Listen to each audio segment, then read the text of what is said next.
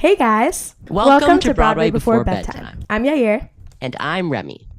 We met last year doing Drag the Musical off-Broadway together, and ever since then, we've basically been nonstop talking about performing, auditions, and everything that comes with being young actors. So we thought, why not turn those conversations into a podcast? Each episode, we sit down with artists we genuinely admire and talk about how they got started, what they've learned, and what this whole industry is actually like. In today's episode, we are joined by the incredibly talented Martin Mann, an actor, singer, and dancer who's already built such an impressive career across stage and screen. He just finished his run where he made his Broadway debut in Stranger Things: The First Shadow, where he plays Ted Wheeler and understudies multiple roles in the show. Before that, he starred as Billy in Billy Elliot the Musical, showing off his incredible dance and performance skills at a really young age. On screen, you might recognize him from Country Comfort on Netflix, where he played Brody, and from Days of Our Lives as Tate. He's also performed with major dance companies like the New York City Ballet and trained at places like Alvin Ailey, bringing that strong dance background into everything he does. With such a versatile career across Broadway, television, and dance, we are so excited to have him here today with us. Please welcome Martin Mann. Broadway Before Bedtime with Yair and Remy. Hey, Hello, y'all. how are you? Doing? We're Thanks doing good. for having me. Of course. You just finished your run in Stranger Things. Congratulations. How was that? Because I know that leaving a show is always such like a bittersweet. Oh, look at Prancer. Let's go. I'm also wearing my Stranger Things shirt. Nice. People are listening, they might be confused, but I have the Prancer the cat plushie. Yeah, Remy's got the nice plushie that they were selling. I never happened to get one myself. It's kind of a regret. Maybe I'll have to go back and see the show and get one for to have. Yeah, I just finished up the show. It's so surreal. It's crazy. It feels like a real actual chapter in your life, which is so bizarre. I'm sure that you guys can relate, having done a show for an extended period of time. And it's funny being in theater because yes, it's a job, and yes, it's your employment, your method of employment, but you really develop a family with the people that you're working with, and you spend so much time together, and you create something bigger than yourselves, bigger than the sum of its parts, and then all of a sudden it's over, and you just kind of have to move your life. So there's an interesting kind of performance hangover that comes up, and that I've been experiencing over these past 2 days, just all of this energy building up and then flushing out. But I am also really excited to tan on the beach, and you don't get to do that. There's pros and cons for real. Yeah. I saw Drag the day after I left, and seeing the show, like I was like, whoa, this is a really good show. I can't believe I got to see this happen every single night. 100%. I went to see Stranger Things. I'd never seen it until I think 2 weeks ago, and I went with Ayanna Simone, who's now the new Patty, she's a principal now, which is amazing. She played Sue while we were doing it together, and we saw it. The two of us and my boyfriend all went, and my boyfriend had seen it like 8 times, so he's kind of like, all right, I'm tapping out. Right. Then I'm done. But we all went, and it was the first time that I'd sat in the theater and seen it.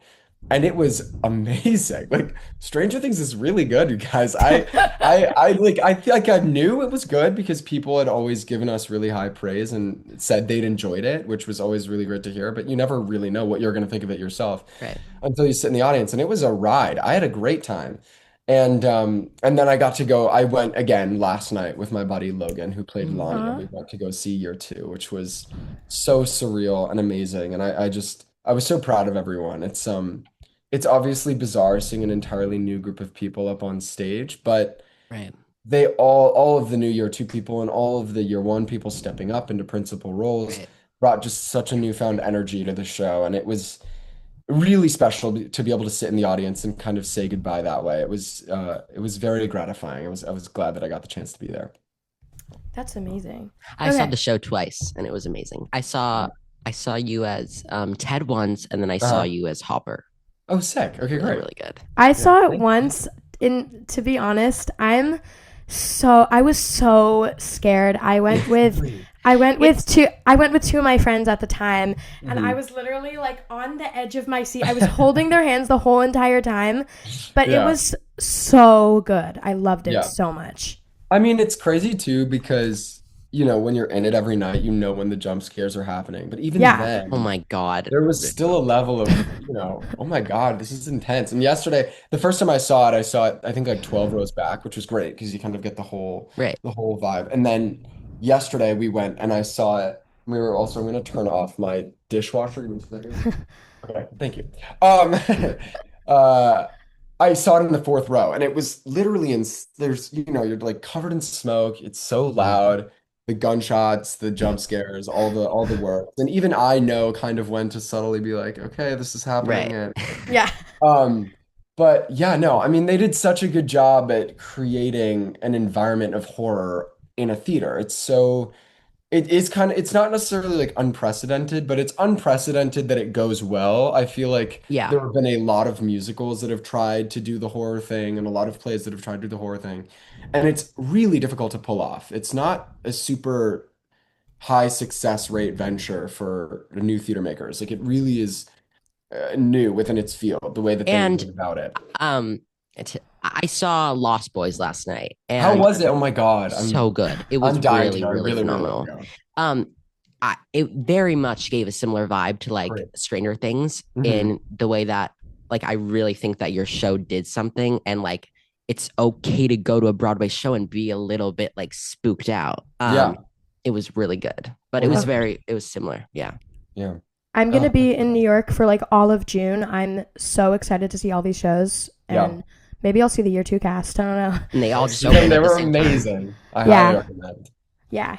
Okay, so we have a lot of Stranger Things coming up later, but Great. let's go back. Let's go back a little bit and talk Yeah. about just like beginnings and getting into performing and Mhm. all that jazz. So For sure. I mean, I like to say that the reason I started performing was because I was really bad at soccer. So it was kind of the only option that I had left at Right. that point. Like T-ball sucked and soccer was miserable. And then my T-ball. parents were like, my dad was like, you know what? Yeah, just throw him into dance It's fine. class. At this point, it's fine. T-ball. And so I started with ballet and immediately fell in love with it. It was just a new form of physical activity, and the fact that it was tied with music. I'd always been like a very musical kid. Um, had a lot of rhythm, a lot of excess energy, and a lot of rhythm. So dance was kind of the Right. perfect combination of those two things moving forward.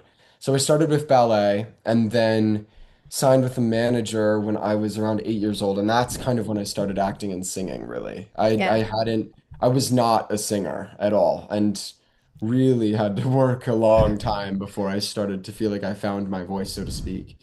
Um, yeah, started acting when I was around 8, started auditioning then too, and I think I now, as a 22-year-old, Jesus, feel I'm glad that I had the chance to start in this industry at a young age because I had an opportunity to develop a sense of resiliency just with auditioning. And it's a pretty cutthroat place where we work.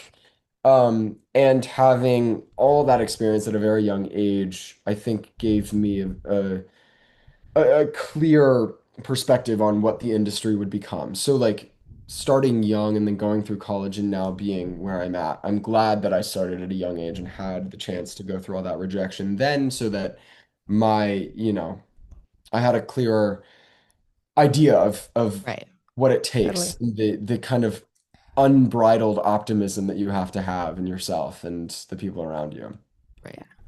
So you grew up in Connecticut, right? Correct. Yeah, Me yeah. too. I grew up Where, yeah, where are you? Stamford. Oh my God. Okay, so we're like Yeah. basically neighbors. Yes. And And where are you then now? I'm currently in Florida. Oh, Gorge. Where in So Florida? like near Boca Raton, Thank Parkland. you. So Love, yeah. love, love. And I'm in then I volunteer too right Westchester. now. You're in Westchester, Westchester, New which is York. right next Okay, to great. Connecticut. Amazing. Okay, so so, we're close to each other. Great. so basically, did growing up like close to the city and like Central Broadway like help shape you as a performer? Like were you able to go see shows and experience Mhm. that? Yeah, 100%. I'm very privileged. I grew up, an hour away from the city. So I think it was always in the vicinity, and so much of my training that I was pursuing was happening in New York. I was at Absolutely. Alvin Ailey, I was at School of American Ballet, and taking acting classes in New York City, voice lessons in New York City. So thank God that I had wonderful mother, Jill. Love her to death. She was always the one who was, bringing me in, bringing me out, and um, having the city as a resource was huge. Like, so it was so amazing, and I feel very lucky that I lived so close by. Totally. Yeah. 100%. I feel like this is like a talked about subject. Do you think that starting as a dancer gave you like an advantage in musical theater? And do you think you need to be a dancer to pursue musical theater? That's a great question. I think yes and no. I feel like this has a lot to do with kind of who I went to college with. I went to the University of Michigan, go Blue, Let's go. and had an amazing time there. And they brought in a plethora of like different kinds of artists who had strengths and weaknesses. I do think that one of my strengths specifically was pursuing ballet. Mm. I think ballet as a dance form is just it's so foundational and it helps with everything that comes after it. Yeah, Timothy Chalamet. Timothy Chalamet, famously. Oh my God, Tim. Oh, Timmy. I feel like he regrets that one, but that's okay. Oh, we'll give him the pass. We'll give him the pass. It's okay. His There mom were was a like dancer too, so I think he was just kind of speaking in draft and didn't. He immediately was like, "Oh, I should have said that." Yeah. like the funny thing just I've seen like tons of April Fool's posts today. I've seen like a bunch of them saying that Timothy Chalamet is going to be in Billy Elliot, and I was like, famously, yes. Right. yeah. He's gonna be doing Billy Elliot, and then he'll be in the Opera Candide right after that, which is Exactly. it's kind of an amazing double billing that he's doing. Yeah, I think, and it brought up that honestly, that whole situation brought up such an interesting conversation about art in general and like I agree. what is and what is not high art. And there's something to be said about being in musical theater and like of the three of dance, acting, singing, the only one that is not nobody's like born a dancer. That's not like a thing. You have to go to class and you have to train. Right. So I do think there's something to be said about the discipline that I learned pursuing dance from the start, specifically in an art form like ballet that is so ultra refined. I developed a set of rules for a movement art form. And then when I needed to, going into jazz and tap and hip hop, etc., I could break those rules. But I was explicitly breaking rules that I knew. Whereas I think there's often within art, like the experimental things that people come up with, sometimes I get apprehensive about, and most of the people that are doing experimental theater and doing it successfully are extremely talented professionals who've gone through a lot of training and are breaking the rules of acting. But I think with any art form, in order for you to break the rules, you have to need to learn them in start the somewhere. first place. Right. Like Picasso spent all of his time training in oil painting and then developed a sense of his own unique style. And I think that that is across the board the way that artists should be thinking about their work is finding a regimen, developing techniques so that when it comes time, you are breaking it intentionally. And ballet, I do think, was a really good foundation for that specifically. Right. And my that discipline that I learned in ballet has filtered into my acting and my singing in obviously they manifest in different ways because they're different art forms, but they are all absolutely interconnected in the time and energy that I mean, you guys know how often we're practicing singing and how hard we have to get on ourselves to Right. develop the product that we want, and then also having to eventually let it all go and just be vulnerable in front of hundreds of people. I mean, yeah, I saw you were doing it at what was the show that you were just doing that looked absolutely amazing? Me? Yeah. Oh, Star Search. Yeah, so oh, It's okay. You're good.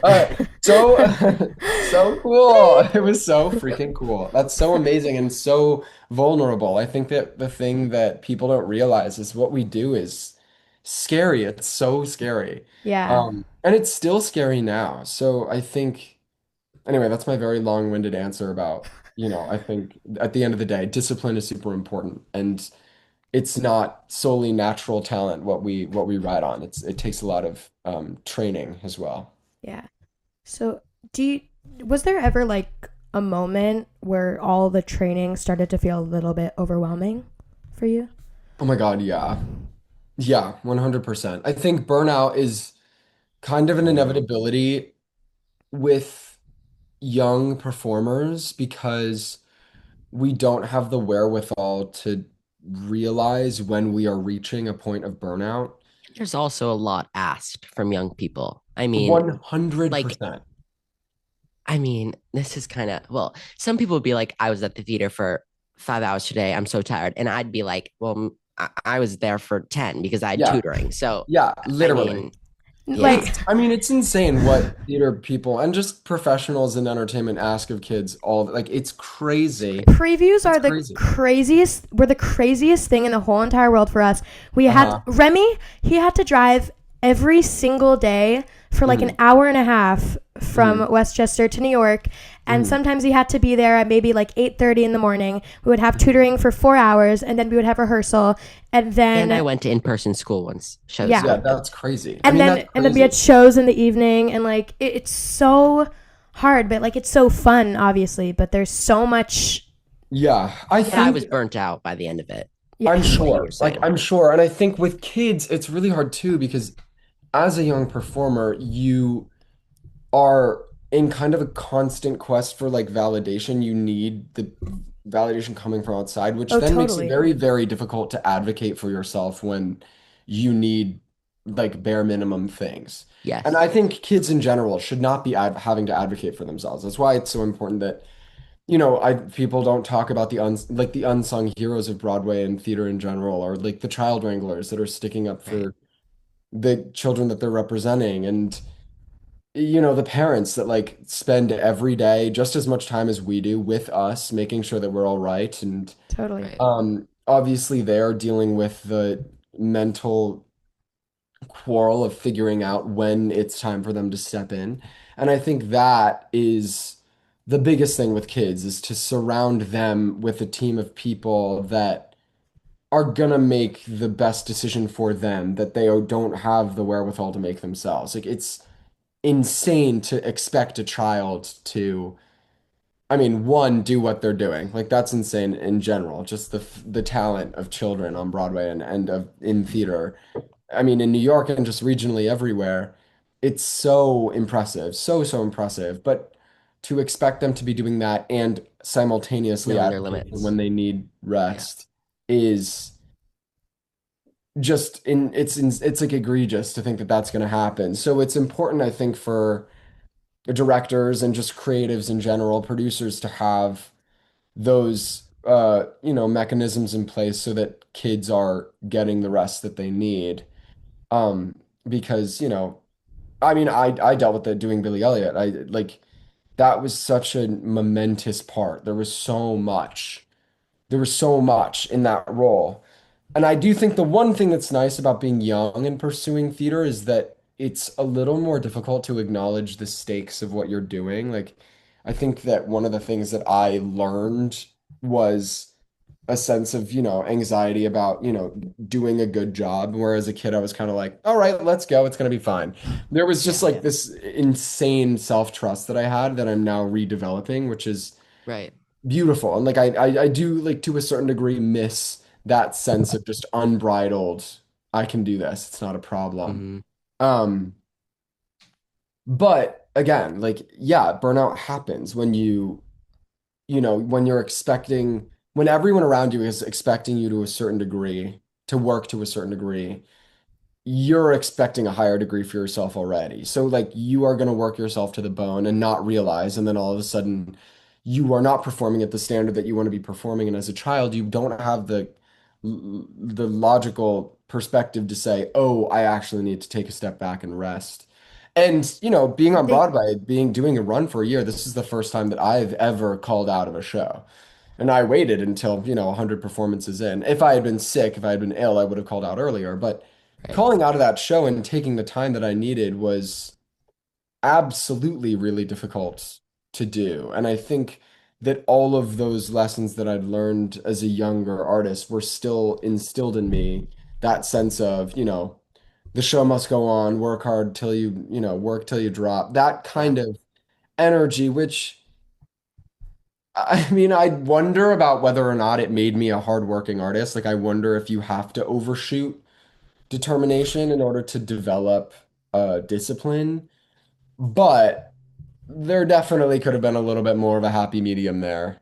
Right. Um, and I think that, yeah, that's with younger actors, always what the concern is from my Yeah. perspective. At the Even with, beginning of my run in drag, I used to Mhm, like, I had like a notes app mhm. and I would write down every time I called out. And I was like, Yeah, Remy, you can't do this. Like, you are a child. yeah, Like, it's okay to call out. And yeah. I immediately deleted that. But like you said, if I were to be hopefully in another show in New York City, I would not be driving back and forth and going to school because you have to know your limits. Yeah, you Yeah, and have to, and that's such a hard conversation to have. I mean, Because yeah, also what, part of you as a child, it's really important that you're getting a mix of like education and you're getting I mean not just hanging out with adults, but you're also like yeah. keeping connections with your friends. And that is so hard. I mean, that for me, even like maintaining my social circle outside of the show, it's Right, for not like adults a too. challenge, but it's like it's a priority. You have to prioritize it. You have to make time for totally. that. And for kids too, there's that developmental aspect of, I think it's so important. Like school is so important. You need to go to recess and like sit at lunch and learn Yeah. about history and stuff. Like it's just all of that is important. And you learn, I will say, like I learned so much, and I would love to hear what you guys feel like some of your lessons were from working on a show for that long. I feel like having done Billy Elliot, I learned so much about discipline and work ethic and all of these things that you don't necessarily learn about in the same way at school, having because of the environment you're in, that you're in a professional environment and that you're being paid to do what you do.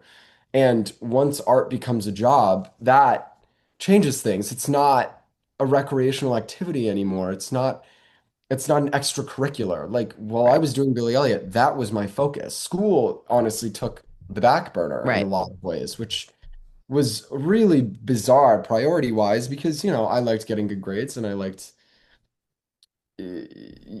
like succeeding at school. So to put it on the back burner and be like, it'll be there for me when I'm done was a weird, it's Right. it's like it goes against everything you feel like you learn as a kid. I don't know. What was your relationship with, education whilst doing theater? Oh, okay. Yeah, um, please, sorry. I don't not to take over though. I'm just like interested to no, hear this stuff so interesting to me. no, I just didn't want knew if Remy want to go, but um, I have to say, my dad lived with me while I was in New York, and my Mhm. amazing mom flew like every other week to come see me all the Amazing. time, Yeah. and like he made sure that I was like on top of it, and I was like, ugh, I just want to sleep, I want to scroll on my phone and Mhm. whatever, but he Mhm. always makes sure that I'm just on top of doing what I'm supposed to be doing, Yeah, on yeah. top of doing all the shows. But like you said, school is so important. And honestly, like I'm like still learning from myself just from like this podcast, listening to, even though we've been here for like 20 minutes, I've already learned so much already. Yeah. But truly, priorities are so important. And also Yeah. maintaining that social circle out of shows. Hmm. Yeah. 100%. I kind of feel like my biggest takeaway, I learned a lot from drag, but I think time management was a really big thing Hmm. because in school you're taught like if you have a homework assignment, you can get it done whatever, you have like 3 days. When you're working and you literally have a job, you have like very small amounts of time to Hmm. do stuff. Like I would be backstage not performing and I would be doing history Yeah. assignments, you know? Yeah. Yeah. And I would And be distracting him the whole time. that's true. And I would probably be listening to the monitor and stuff. But But um yeah, yeah. no, 100%. I mean, time management is also a thing. That was nice. That was the nice thing about going to school was that, like going to Michigan, was they set up the program so you kind of stop till you don't stop till you Right. drop, which has its pros and its cons. But I Hmm. will say that having gone through that program and then come to New York City Right. solely doing a rehearsal process instead of doing a rehearsal process on top of what, 8 performance assignments and whatever else I was doing during the day, Yeah. that made it feel so much more when you're able to have one thing going on, it's nice. Like you you're like, oh, well, this is totally doable because I'm not working on this, and that at the same time. And then while I was doing Stranger Things, I had a reading for a musical in the daytime and then went to the show at night.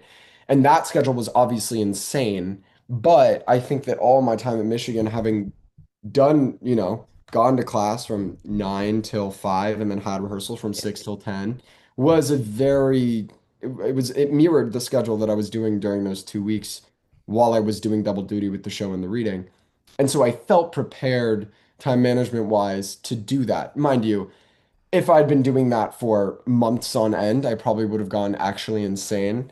So doing it for a 2 week stretch again is enough to not burn me out, but had it been to, again, there is that happy medium, and you have to be able to decide for yourself, what am I going to be able to take on here?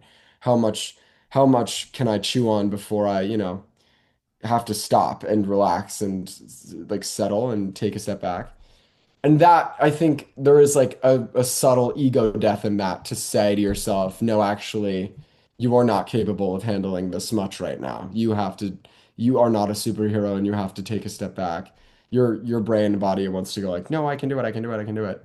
Right. But And yeah, Go ahead. and no, that can truly go for like any career, any Yeah. age, like yeah, anybody. Just learning to take the time off when you're drained. It's okay. You're allowed yeah. to.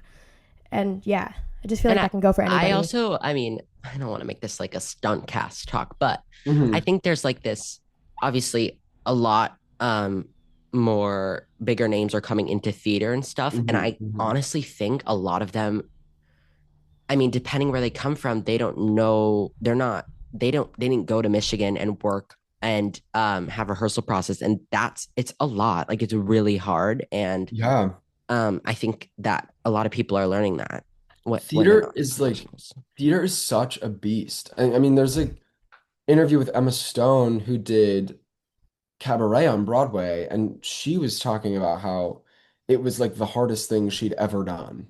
Wait, what? Why Um, did I not know about this? I know, Who'd isn't she? that crazy? No, she played Sally Bowles on Broadway, and she was amazing.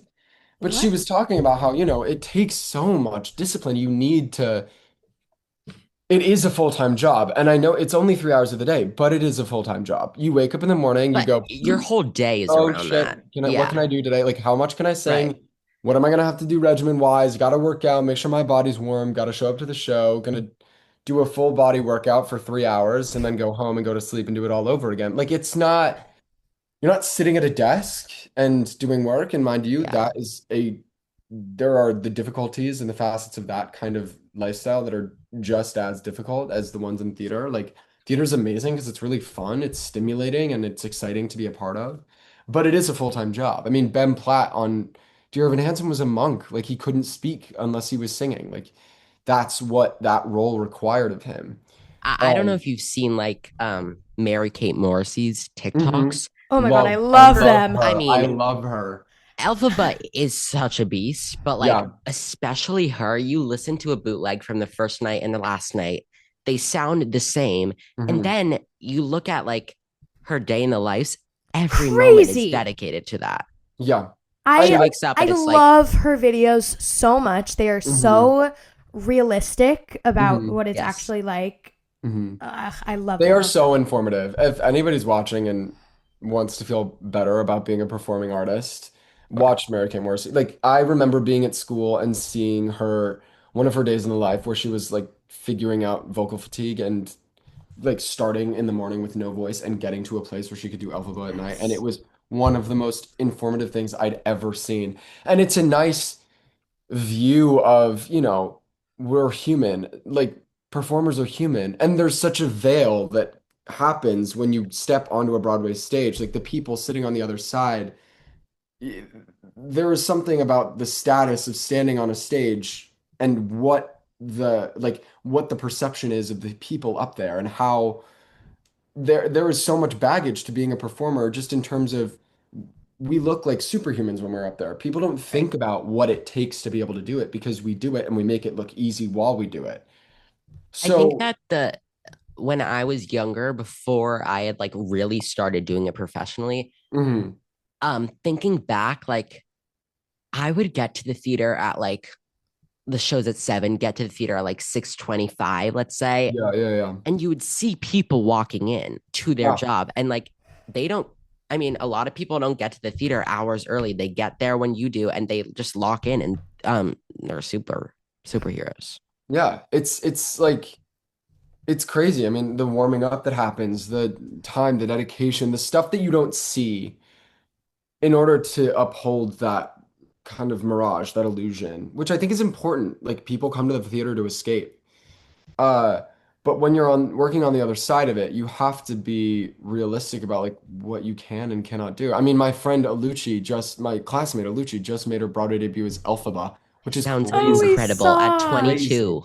And she's brilliant. She's so brilliant and she's so professional and I mean, to take on a role like that, I literally can't even begin to fathom. It is like Crazy. by far the hardest female track on Broadway, I think like right now in low key ever. Yeah, Um, ever. I but think ever.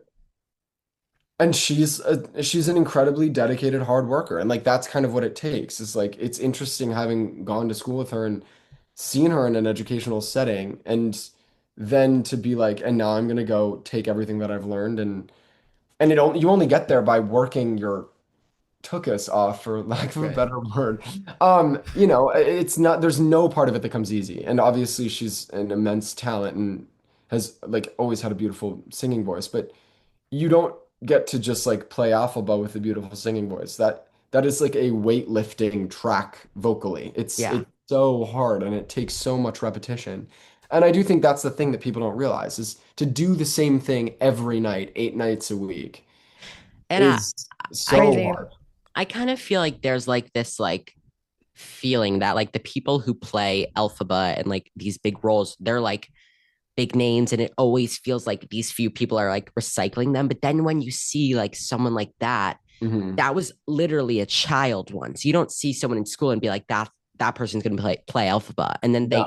like the And then younger they people are the generation that's yeah. going to play these roles. It's Yeah. so exciting and it's so wild. Yeah, Yeah. surreal. Okay. So, do we want to move on to TV and screen? I would love to hear Yeah, some about sure. that. Let's do it. Okay. So, number one, Hmm. how did you land your role on Country Comfort and like what was that whole experience like? I mean, again, it was just like any other audition at the beginning, and then it was the first time that I had a chemistry like test. Hmm.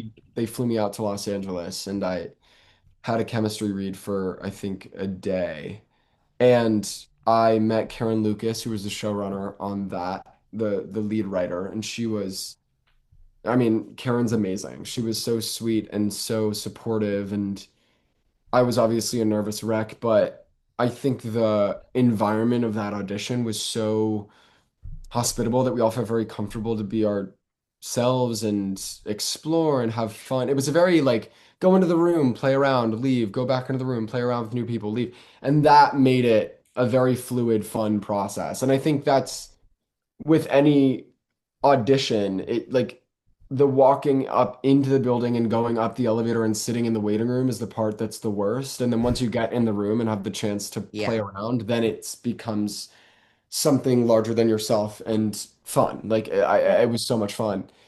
And then working on that show was, I mean, it was amazing. Like I'd never worked really on a film set before.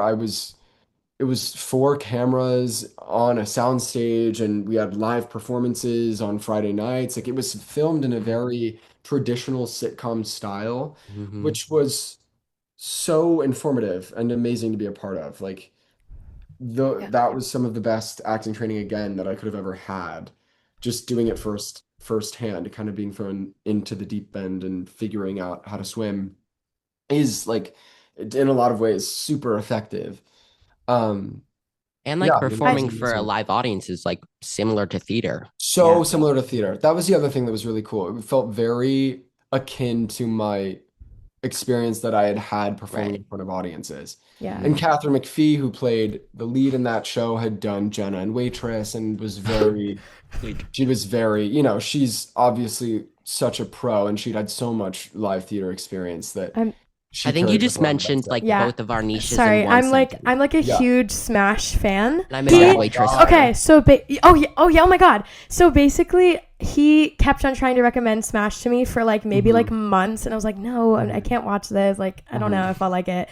Yeah. And then I loved it so much, and I watched it like 10 times, and he was like, I told you. And Of then course. Waitress is his like favorite musical ever. So good. Have you guys seen Glee? Yeah. Okay. I'm on season 3. Have you not? You need to watch Glee. You need to see Glee. I'm on season 3. Glee. Okay, You need to see Glee. honestly, no shade, but my favorites are the OGs. And so after season 3, it's kind of, for me. Yes, I mean, yes. I definitely had like a fat crush on Melissa Benoist. Right. And I was kind of obsessed with Rachel's New York journey. I don't know. I like, are you just on, like, have you seen season 4 and 5 yet? No. Okay. They are good. I would hold out. There's some, and oh my God, what's Kate Hudson's in it? She's like Rachel's teacher, and she's amazing. I also am a very big Alex Newell fan, and Alex was in season 4 and 5, I think. Yeah. It's not really that like I didn't want to. I watched like 4 episodes and then I basically just stopped. I don't know why I have to get back into it. Try again. Okay, I'll try again. I've seen it 3 times. I actually like due for another watch, but I really can't. I don't have the time for that right now. Okay. But I know Glee is like, I mean, Glee was revolutionary. It's like a generational thing. Yeah, highly recommend. Any musical theater people like have to see that show. And also, I think that Michelle is everything. A lot of the memes and like reaction stickers in my phone stem from Glee. Sure. Yeah. 100%. Yeah. Oh, yeah. That cast is stacked. It's so. Oh my God, it's so good. What's her name? Came to see our show. She played Amber Riley, Mercedes. No, Diva, but would have loved that. The like talk about a singer. Oh my God. Blonde hair, pregnant. Sue Sylvester. No, blonde hair, pregnant. Was she pregnant on the show? No, yeah, in the show. Oh, you're talking about Dan Agron. Maybe. Wait. Played Quinta Bray? Yeah. Yeah, Diana Agron. Yeah, she's our show. Icon. Yeah. I love that show too because it's like, no, she should not have been singing "Say a Little Prayer," but she still somehow kind of gagged it too. It's like, yeah, it is definitely a show that was put out in 2009 that you're like, right. Oh God, okay. There are a couple of nail biter jokes in there that you're like, oh wow, okay. I don't know if we can. But it is like in its entirety a beautiful show. I highly recommend. Okay, I actually have. Like you said, you did that chemistry read thing. You went in and out, in and out. I had an audition exactly like that. I did a show called Millions in Atlanta, and I did the self-tape and then the callback and then another callback. So for one of my callbacks, it was like maybe like 6 hours or something like that. Yeah.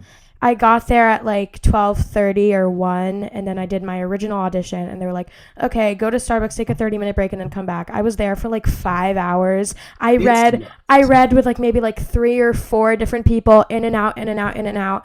It was the craziest thing ever. It's wild. It's wild, like, but the nice thing about it is like you're not as stressed after the first hour or so. Totally. I'm like, okay, this is what I'm doing. And I was like know them. Like, they're like, see you later. And I'm like, yeah. I was like, hey guys, I have a show in like an hour or so. I mean, that was the really cool thing about doing my final callback for Stranger Things was that I'd done the reading in Los Angeles 2 years prior. And that was with Stephen Daldry and Justin Martin and Kate Tree Fry. So I knew all of the writers and the directors. So when I went in New York, it felt less like a callback and more like a reunion, which was awesome. Like that was such a fun audition experience. And again, that was another one of those like 3-hour long days where I was kind of going in and out, and it was stressful, but so fun. I got to see, I mean, Allison Jay, who played Joyce in the show, was at that callback as well. And we'd done the reading together. So it was just like it was a wonderful reunion there. That documentary that they filmed in London is really good. I think I've rewatched it like 4 times. Yeah, it's so good. So good. And obviously the putting together of this behemoth of a show was insane. And Louis McCartney is like, I mean, he's a star. He was nominated for an award. He's so good.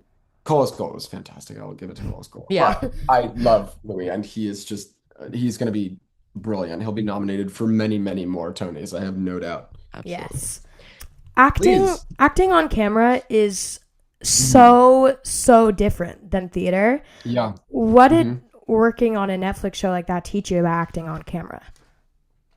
Honestly, Country Comfort was heightened enough that the acting technique of it felt like theater in a lot of ways. Like one of the most stressful parts of being on that set was not looking into camera because there were four Mm. in your eye line and you're like kind of cheating out. So it would be like it'd be like, oh God, oh God, oh God. Don't look back. Like you had to be careful to not look because the cameras are at your eye line and there's a lot of panning out. So that was the most anxiety inducing aspect of that production. Um and then Days of Our Lives was a relatively similar situation in that I think the work, those scripts are written so quickly that there's less time to be precious about the material. So there's more pressure on the actors to bring that text to life. So working on Days of Our Lives was huge in terms of acting technique and growth because all of the people that were doing it with me were veterans. Like Eric Martsolf, who played my dad, had been on the show for almost, I think, 10 years, maybe more. And so he had such a handle of his process and gave me so much wonderful advice in working on that show, which I'm so grateful for. Um, and a lot of that was, keeping the material grounded, being as honest as you possibly could. It's difficult with theater and it's difficult with self-taping for theater. I hate self-taping for theater. Oh my God, don't get me started. It's just frustrating because it's like that's not you're not looking for the tone. It's like it's gonna look too big if I do it in a theatrical way on Mhm. camera. It's not gonna be the right tone if I do it really small. So luckily now that like we are finally out of the thralls of COVID, my God, like we're finally kind of away from that auditions are happening in person again, and that has been so awesome. Like I like auditioning in person so much more, especially for theater because it's like Yeah. Totally. Shakespeare's not gonna read in front of my blue wall with my camera set up. Like it's not gonna look, it's not gonna be right. It's just gonna feel off. Um, I think that people always ask me like, do I like one or the other more? And I'd be interested to hear your perspective on this too. Like I feel like it's not for me, it's not one, I like one more than the other. It's that they each come with their own unique challenges, and I like them for different reasons, and I don't like them for different reasons. You know what I mean? So I Yeah. Yeah. think people are like, what do you want to do now? And I'm like, I don't really care. Like, I'm kind of down for Yeah. whatever. I Yeah. just like love acting. So if I can say lines, like I'm happy. Yeah. Whether I'm doing them in front of a camera or not is, kind of neither here nor there. Yeah, I feel like they are very, Yeah. very different. I think I've been like lucky enough to be on like things like SNL, which is feels very similar Theatrical. to Holy crap, theater. that's so cool. Thank you. It feels That's very similar to theater. In it's live. Actually, one I've been on a few times, but one of them was cut, so I yeah, yeah, only got to do it live. yeah. And then there's other things that are like you have like blood on you, and it feels so different because it's like you're doing it so many times. Yeah. But yeah, they're very different. Yeah. Okay. So I think we should talk about Stranger Things. I Let's think do so. it. So what we already talked a little bit about this. What was your audition process for the show just in general? Basic self-tape? Yeah, it was like another basic self-tape. I mean, I had a different experience with this audition process because I'd done the reading in LA. So that reading was, I think, two auditions, and then I went to LA, read for Ted Wheeler during that reading, which was literally around tables, and we were just kind of Mm. messing about and playing around with the script, and it was very fun and collaborative. And it had always been a dream to work with Stephen Daldry and Justin because they both worked on Billy Elliot, and that was a show that meant so much to me growing up. Um, so we did that reading. That was like a week in LA. It was like kind of a random stint, and then we got relative radio silence. We were like, we don't really know what's happening with this, but it'd be cool if it eventually, turns into something. And then we found out that it was being done in London. And usually, almost always, London and New York don't Different. inter Right. because they have different unions, and it's the green card of it all is very complicated. And it is a good thing at the end of the day. Like They we have deserve people, they have their people to do their jobs, and we have ours. And if we were to intermingle, it could get very messy very quickly. Thank God Andrew Scott was in Vanya. I don't mean people like that. That's different. Um, uh, but and obviously there are like exceptions to that rule once you get huge or whatever. Stop. Somebody's on my phone. It's really annoying. But yeah, anyway, so we worked on that show and they did it in London. I kind of waited. I was at school at the time working on Disney Life, so it worked out nicely because if had I, had to leave And school like to do I'm that sure show, it I don't was think I would have very been able to come back. secretive, right? Yeah, it was all pretty under wraps for Okay. sure. And then we got the breakdown for Broadway. God, I think like in stop. I think somebody just chilling downstairs, banging on all the little buttons. Sorry. Um, uh, and of course now there's like a dog barking downstairs. Anyway, we love we can't hear it. It's okay. we love Yeah, a new we're good. apartment. Okay, good. Then I did the audition. I'd sent in a tape for Hopper for the Broadway production, and then got a call back for Hopper. And then at the audition, they like gave me my TED sides back and were like, would you consider playing TED and understudying Hopper? And I was like, yeah, dude, like I'll do whatever you want me to do. But I, had played TED before, so they kind of handed me the sides that day, and I kind of waltzed in and was like, this is the same take that I gave you before, and they all laughed and were like, great work. So that was awesome. Yeah. And so gratifying that, and then so amazing that I got to play the role on Broadway for a year. Like having done it in Los Angeles and kind of created the character there and then brought it to New York City and continued to grow it. Like it's really cool to have spent that much time with one character. Yeah. Okay. Yeah. Did you grow up watching Stranger Things? Like, have you been like a fan? For sure. I loved Stranger Things. I mean, I feel like it was like a cultural phenomenon. Everyone was watching the show when it came out. Yeah. Have you guys seen the show, the TV show? Yeah. I mean, I like grew up with those kids. Like we are all kind of the same age. I think they're a year or two off from me, most of the ensemble cast. So yeah, we were all so obsessed. And I remember like going on a drive with my friend Camille and like talking about conspiracy theories for the fourth season, which is literally insane. Like, so I was in it for sure. And I think when the fourth season came out, we had the reading for Stranger Things after that in LA. So it was like a 4-year stretch between the fourth season and the fifth season coming out, which was wild. So, we grew up over such a long period of time with that show. It's been almost like a decade. So that was cool to like get to be a part of. And it was sick to be a part of the show while the fifth season was coming out and seeing all the people and how they were And they have a reacting, very how big excited they were. fan base for that Yeah. show.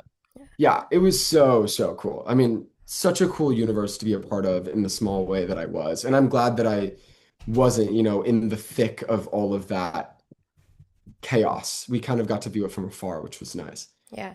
I'm going to be honest. I watched the first 2 seasons. And then it got scary. And it got scary and Yeah. I couldn't take it. I am with you. I kept up with the whole entire plot on TikTok though. Like I've seen everything. So Yeah. I've kept up with it. It's a scary show. It is a scary show. Yeah. Wild. So then you got the role. And what was your reaction like?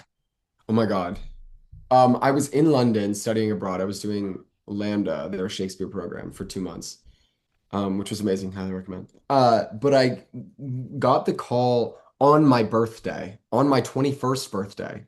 So I was drunk, which is it's just like, which was fine. But because of the time change too, it was like midnight in London. And I just had a beautiful call with my agents and I was like, oh my God, this is so amazing. I'm excited.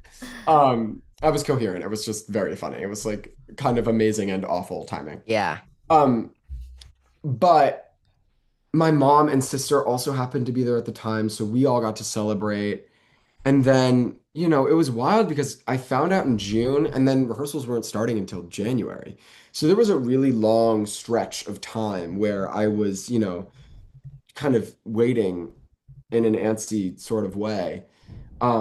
And I think that I had to wait for almost 3 weeks between my final callback and finding out.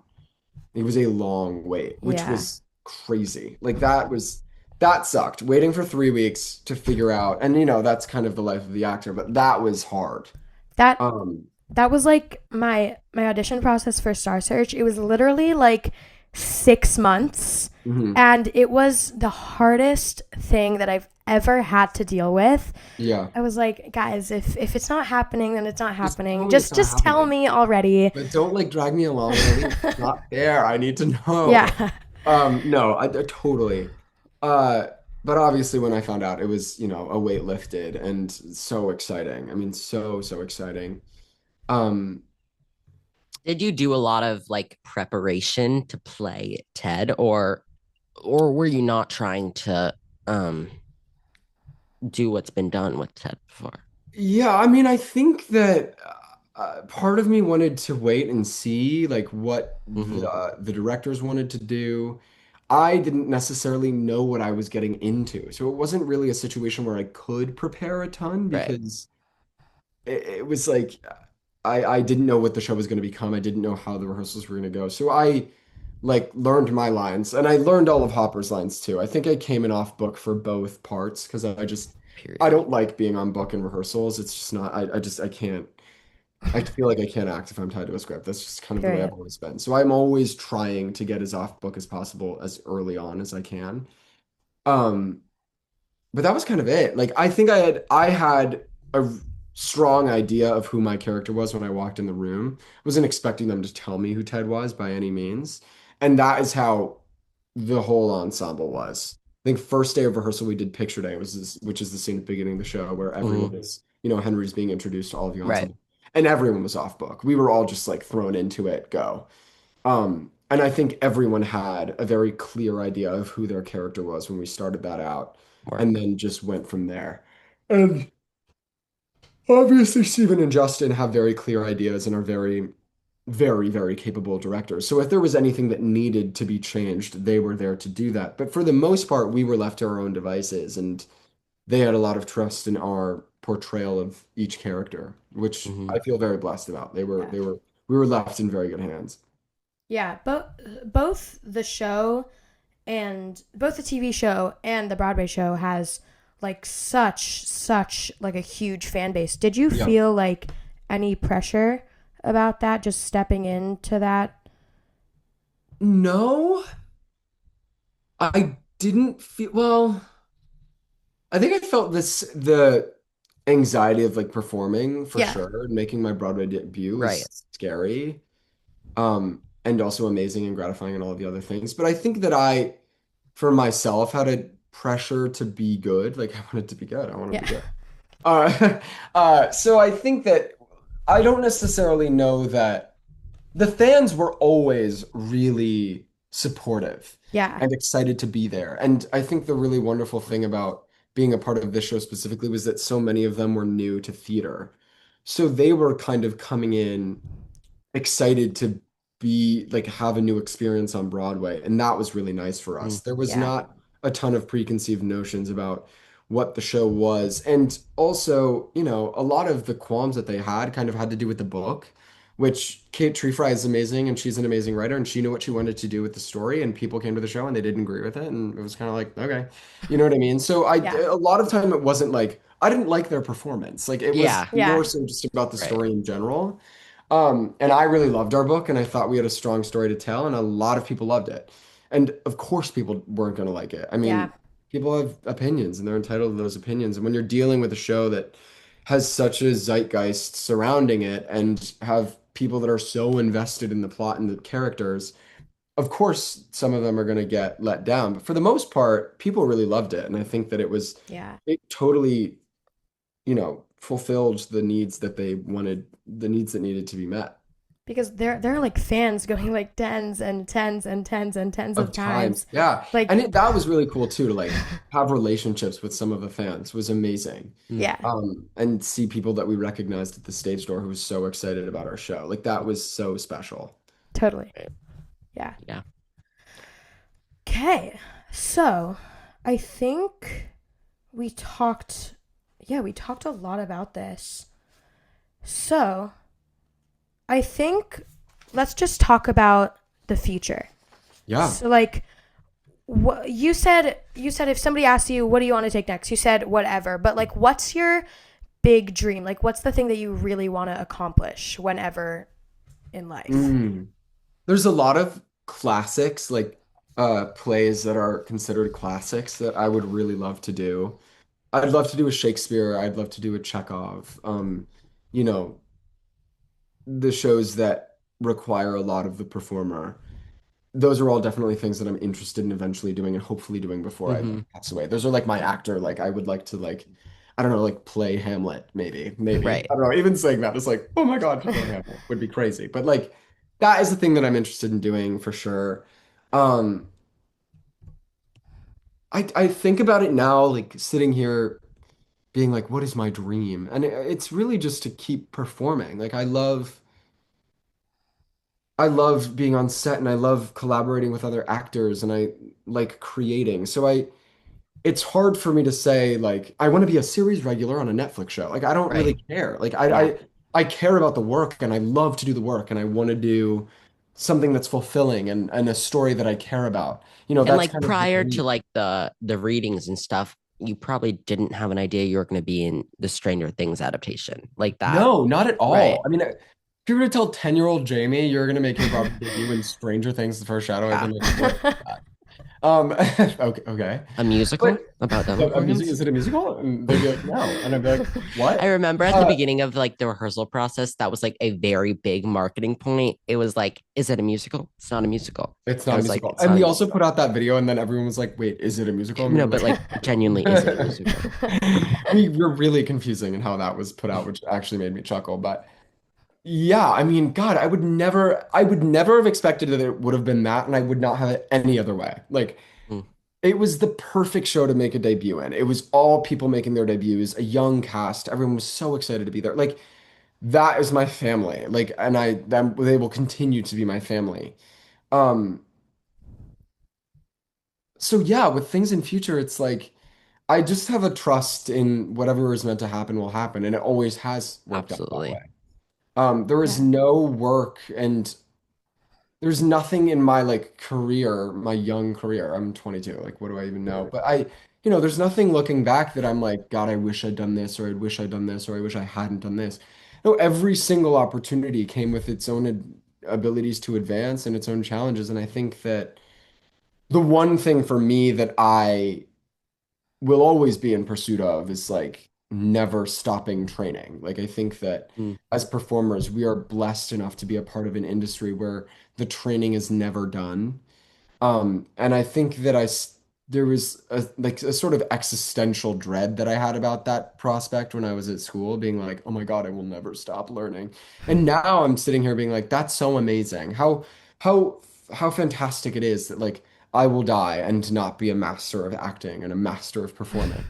And Yeah. that mm, that such a thing doesn't even exist. Like I don't think Sir Ian McKellen would consider himself a master of mm. acting. Yeah. Um, and that's so beautiful that we get to be a part of an industry that is that way, that Yeah. there will It always always be roles for players continues. to play. And yeah, that's beautiful. Like I want to do hair. I don't know. Like I'll do anything. Work. Um, I'm doing like a reading of, I don't know if you guys know Joshua Turchin, but he's doing a musical reading I was in this. a cabaret with him Yeah. 2 weeks ago. His sister is very sweet too. Yeah, his sister's about the whole family's so sweet and he's Very such a talent. I'm like doing a reading for him this week. And it's like just to be in a room creating is yes. Yeah. totally what you want to do and totally what I want to do. So no matter what the vessel is, that's I'm open to it all. Yeah. Well, we are kind of just up on an hour. Perfect. It's almost bedtime. It's almost bedtime. Okay. We're gonna do our little wrap up, which pop a melatonin. We're just gonna do meal tea. We filmed an episode with Marty Lauder, aka Marsha, and we were like, okay, we're about to wrap up. We're doing some rapid fire questions, and they were like, okay, it's almost bedtime, and we were like, wait, that's kind of good. Yeah, I love it's almost bedtime. I'm gagged by that. Okay, so let's just do some rapid fire questions. Let's just go through it. Okay, Hawkins or the Upside Down? Hawkins. Okay. Favorite Stranger Things character besides Ted? Oh, Karen. Okay. My girlfriend, gotta say. Right. 80s song you'd survive the Upside Down to? Okay, Upside Down. I hadn't heard that song in a while, and then it came on in that first episode, and it was like, yes, man, let's go. And then it went famous. Yeah. Demogorgon or Mind Flayer? Demogorgon. I tried on the costume once. Go-to pre-show snack? Dots pretzels. Period. So good. One word to describe your Ted Wheeler. Airhead. Favorite moment in Stranger Things, the first shadow, without giving any spoilers? Oh, that's a good question. How do you do that without giving spoilers? I don't even know. It's like they're all... Okay, it's fine. Give a little spoilers. It's fine. What? Yeah, I mean, like, playing the guitar in your underwear is kind of silly. That's like, that's kind of iconic. I was like, again, if you were to tell me that my Broadway debut would be me playing the guitar in my underwear, I'd be like, what the hell? And that was super fun. Sure. Sure. If you could play any other character in the Stranger Things universe, who would it be? I think besides Karen. Probably Joyce. Joyce. Yeah. Okay. She's so batty. Yeah. Sue is also so awesome in our show. I think Ayana Sue was so iconic. Okay. We've talked about this really hard one. If you had to pick one, stage or screen? Or both. Or both. You guys. You know what I would do? I would do a pro shot of a stage show. Exactly. A Death Becomes Her, the musical adaptation of the movie, filmed on stage, released in cinemas. Literally. And listen, like we got to do that. Stranger Things did a pro shot, which was so cool. That's very exciting. Yeah. And it was so much fun. Is it out yet? Or no, it's not out yet, right? I don't know when it's coming out, but it'll come out eventually. I hope it's announced. I think it's announced. Okay. It is announced. I don't think the date is announced. I'm like, I drop that information and be like, that's insane. There we go. Reveal. Big reveal. Reveal. Yeah. Okay. And then finally, we also really talked about this, so it might be really hard, but a dream role. That you haven't played yet. That you haven't played yet. Like Claude and Hair would be huge. I love that role. I really like Hair. I have so many. Like, oh God. They're like there's like nothing coming up. Let's go with Claude and Hair. That's a good one. Or an original one. A new one. Or no, yeah. That we don't I would know love yet. to originate something. Right. Yeah. And that's the end. Something else. Well, it's time to go to bed, guys. I already get to it. This has been so much fun. We're literally so happy that we got to have you on here. You are so sweet and so talented and so kind. And yeah. Thanks, you guys. This was such a pleasure. It's so great that you're doing this. Thank you. Thank you. Thanks. Y'all have such wonderful insight. I appreciate you asking all your wonderful Thank you. questions. Thank you. And if you want to recommend our podcast to anyone who's been in Stranger Things. Yes. Everybody better listen up. Oh, yes. Broadway before bed. It's perfect. A little bedtime intellectual snack, so to speak. Yeah. But yeah, maybe, I don't know, maybe next time we'll get Louis McCartney on here. Hey. Yeah, if you liked this episode, this is going to be like the least interesting one. So listen to the others too. No. Thank you so much. I appreciate it. Have a beautiful rest of your day. Or you have too. a really good night. Have a good night's sleep. Good night. Exactly. Good night, you guys. Good night. Bye. Bye. Before bedtime. With Yair and Remy.